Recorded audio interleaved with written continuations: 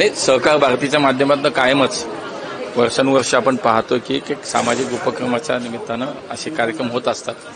आणि आजही पाहतो की आपण जवळजवळ 80च्या वरती महिला बचत गट असतील, सहकारी संस्था आहेत, यांच्या माध्यमातून वेगवेगळ्या स्वरूपाचे काही आमचे अंध मुलांच्या संस्था आहेत, काही अनाथ आश्रमातल्या ज्या अनाथ आश्रमातल्या मुलांनी केलेल्या वस्तू असेल, असं मला वाटतं एक सामाजिक उपक्रम म्हणून पण याच्याकडे पाहिलं पाहिजे. दुसरं एक चांगलं व्यासपीठ या निमित्तानं आमच्या या महिला बचत गटांना या उपलब्ध करून देण्याचं काम सहकार भारतीनं केलं.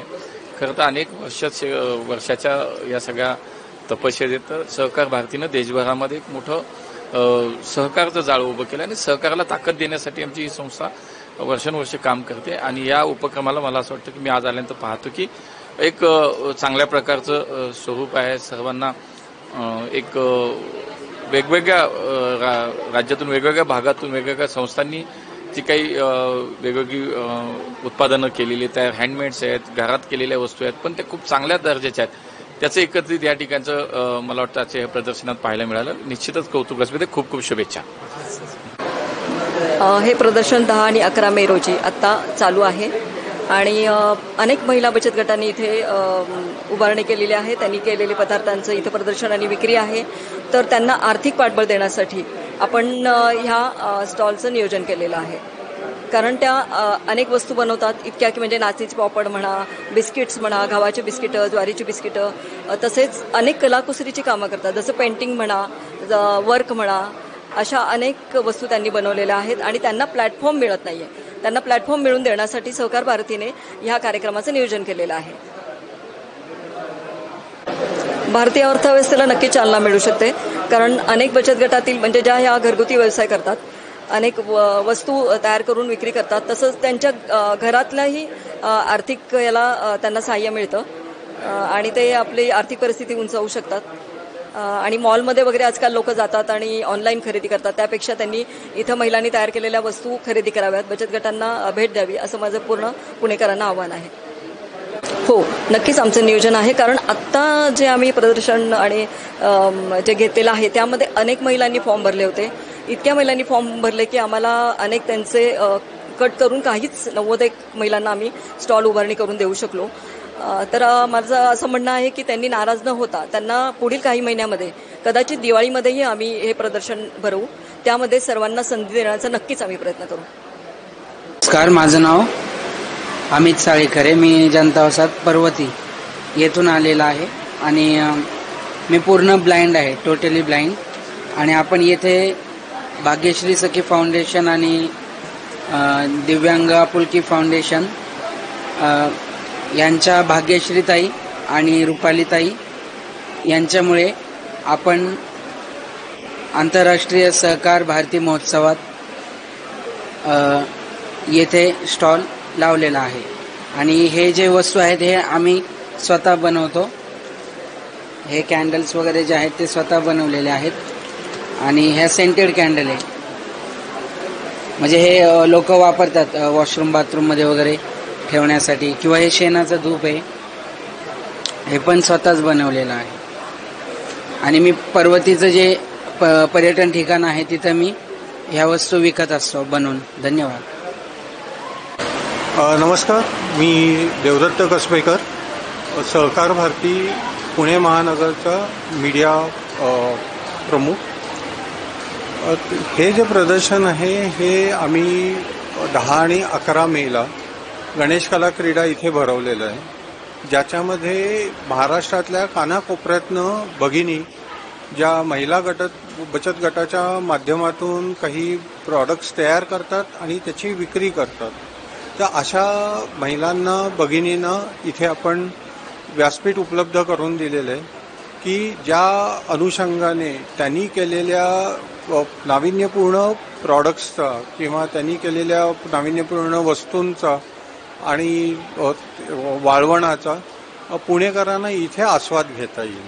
हे अतिशय एक नाविन्यपूर्ण प्रदर्शन आहे, ज्याच्यामध्ये अगदी गोंदियातल्या महिलांनी, आदिवासी महिलांनी केलेल्या बॅग्स, ज्याच्यावरती गोंद आदिवासीचं हाताने तयार केलेलं बॅग तयार केलेलं आहे, त्याच्यावरती पेंटिंग केलेलं आहे. अशापासून ते सांगलीच्या भडंग असू दे आणि वेगवेगळे वाळवणाचे पदार्थ असू देत, अशा सर्व पदार्थांना बचत गटांना इथे आपण व्यासपीठ उपलब्ध करून दिलेलं आहे. तर पुणेकरांनी डेफिनेटली ह्याचा इथे प्रदर्शनाला भेट देऊन ह्याचा आस्वाद घ्यावा ही विनंती. थँक्यू. नमस्कार, मी अनामिका काळे. गणेश क्रीडा कला मंच स्वारगेट येथे भाग्यश्री फाउंडेशनतर्फे स्वामी समर्थ बचत गटातर्फे आम्ही आज स्टॉल लावलेला आहे. आमच्या इथे आज आम्ही प्रोडक्ट्स असे ठेवलेत की मैदा विरहित घरगुती नाचणी आणि गव्हाची बिस्किटे आहेत. याच्यामध्ये पायनॅपल, त्याच्यानंतर बटरस्कॉच असे नाचणी आणि गव्हाचे वेगवेगळे गुळातले प्रकार पण आहेत. तसंच मेथी मठरी आहे. आम्हाला इथे छान रिस्पॉन्स मिळालेला आहे. त्याच्यानंतर आम्ही नाश्ता ठेवलेला आहे. ढोकळा, समोसा, पॅटीस, थंडगार मठ्ठा उन्हाळ्यासाठी ठेवलेला आहे. पावभाजीसुद्धा आम्ही इथे अरेंज केलेली आहे आणि खूप सुंदर असा रिस्पॉन्स इथे आम्हाला आज मिळालेला आहे.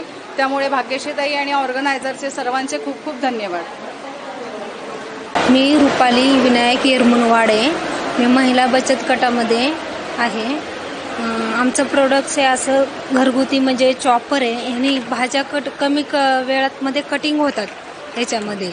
ह्याच्या चॉपरमध्ये कांदा कटिंग होतं लवकर. भेंडी कटर आहे, ह्याने मिरची, कांदा, भेंडी वगैरे सॅलड वगैरे होतो का नाही. असे कटर असतात आमच्याकडं. कमी वेळामध्ये लवकर होतं याच्यामध्ये कटिंग, जास्त वेळ लागत नाही. असे कटर आहे.